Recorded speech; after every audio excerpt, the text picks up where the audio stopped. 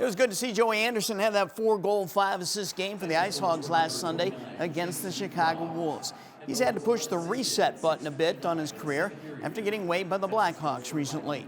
He cleared waivers, that's how he wound up here. I asked him if being waived was a shock to him. Did that ever cross your mind that was even a possibility? I'm disappointed with it, obviously. Like, you want to be up, but writing was on the wall. I hadn't been playing, and